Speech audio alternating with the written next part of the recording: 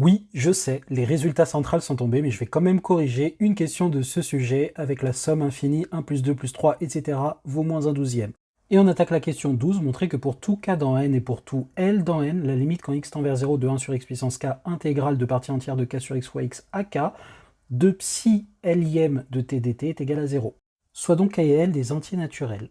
On va majorer en valeur absolue cette quantité, et déjà on va la réexprimer autrement à l'aide de la question 11, puisqu'on avait ceci ici, que psi Lième de t est égal à cette intégrale.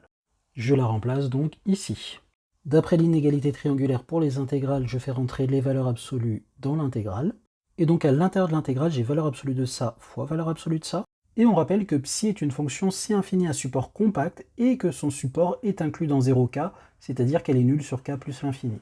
Mais vu qu'elle est C infinie, elle est en particulier continue sur un compact, elle est bornée, donc son sup existe et est fini.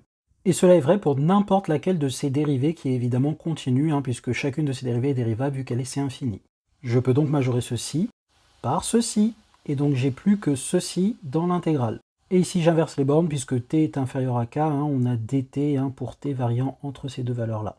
En réécrivant bien et en tenant compte du signe, j'ai plus que 1 sur x puissance k double intégrale de ceci fois la norme infinie de psi L plus k unième. Et donc là c'est du bête calcul intégral, je primitif par rapport à S, ce qui me donne ce crochet que j'évalue d'abord en k, k moins t, et puis je l'évalue moins en t moins t ça fait 0, donc j'obtiens ça avec l'intégrale et le facteur devant, et dans l'intégrale, cette expression k moins t puissance k plus 1 sur k plus 1 factoriel.